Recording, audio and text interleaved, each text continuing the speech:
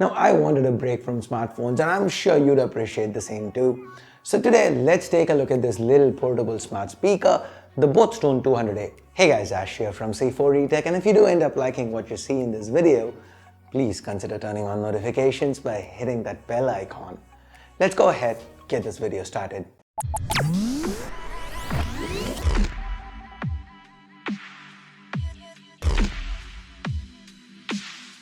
So let's start off with an overview. The construction here, it's pretty rugged. Both even advertises this as waterproof and shockproof on the packaging, and from the way it's built, I definitely say it looks like it can take a few drops. The Botstone 200A even boasts of an official IPX6 certification, so it should be able to handle a few spills from time to time. Note that the micro USB port and the aux port are under this flap to prevent water from getting in. And Boats provided both a micro USB as well as an aux cable in the box.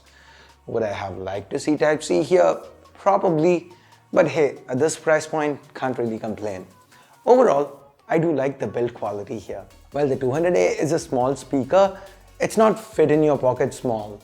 And I'm not gonna label that as a con, but it is something to keep in mind. And that's when this nifty little carrying strap comes into play. It's pretty useful, and given that this speaker weighs in at less than 250 grams, carrying it around isn't a problem. To the top here, we get the controls for the speaker. Let's go from the left to right. We have the power button, the mic mute key, long pressing which resets the speaker. We then have the tap to talk, long pressing which lets us manually connect to Wi-Fi. For this though, we need the Boat Lifestyle app, and that app, it's kind of wonky. And I did try it on both Android and iOS.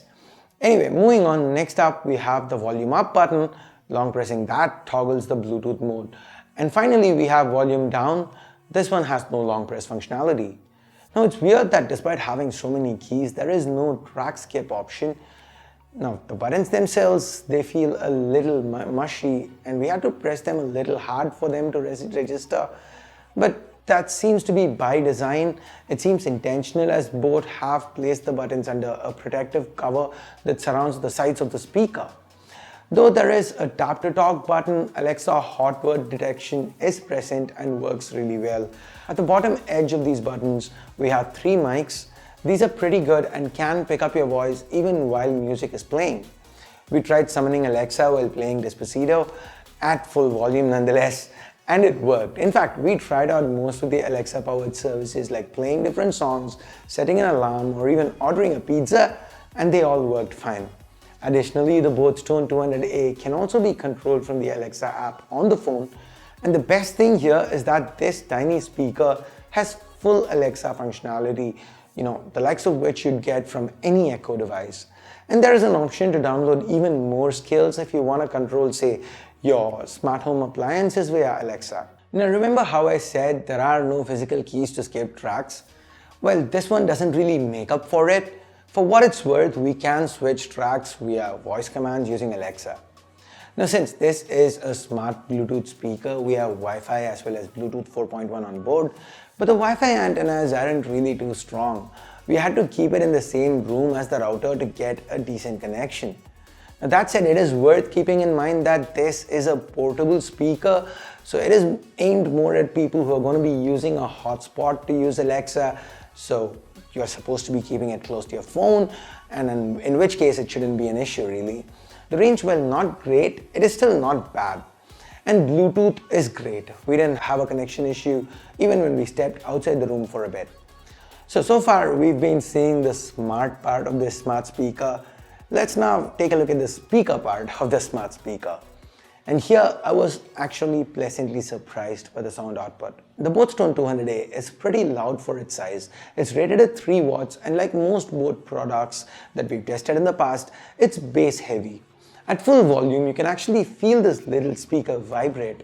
But this bottom here, it's rubberized, so the speaker doesn't really move.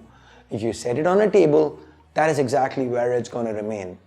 Additionally, there is this 1/4-inch thread to mount it if needed. Now anyway, coming back, we were talking sound quality, right? Now while this is great for punchy, bass-heavy music, and I kind of love the warm sound signature and how loud it gets, I wouldn't really recommend it if your main use case scenario was consuming media in the form of watching movies or TV shows, because that's not what this is meant to be used for. The boosted low end means the vocals can at times feel muddy. Now don't get me wrong, I'm not saying you cannot watch an occasional movie or catch up on an episode or two of TV with this. You definitely can use it for that, but if that is what's going to be your main use case, then this probably isn't the speaker you should be looking at. Now anyway, next up, let's look at battery life. Bose claims the 1500 milliamp hour unit on this one should last for around 10 hours, and that's pretty good for a compact speaker, so no complaints. In fact, I have no complaints about anything hardware related here.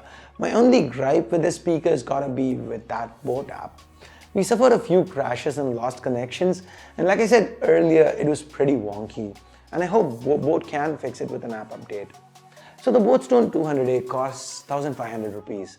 And that's just 200 rupees more than the Boat Stone 200, which is basically the same speaker without the Alexa functionality. Now, if Alexa is something you're interested in, then the Echo Dot costs 3500 rupees. Even if you're just looking to get into the whole smart home game, the Google Home Mini is 3000 rupees, and at 1500 rupees, the Boat Stone 200A seems to be a very cost-effective option that also brings portability into the mix. The sound quality is also nothing to scoff at, so overall, I feel this is yet another excellent option from Boat. As long as the bass-heavy music is something you listen to a lot and you're willing to be patient with Boat's very finicky app, then the Boat Stone 200A is a no-brainer. It's a must-buy, and that is my conclusion. So what do you think? What are your thoughts about the Boat Stone 200A? What do you guys think about smart speakers in general? And if you do use one, I'm curious, what do you mainly use it for? Let me know your thoughts in the comments below. And with that, we get to the end of this video. Give it a thumbs up or a thumbs down based on whatever you felt about it. Share it if you can. Subscribe, turn on notifications by hitting that bell icon if you haven't yet. Thanks a lot for watching. Till next time, my name's Ash. You've been watching C4 Retech, and I'm signing off for now. You guys have a great day. Bye-bye.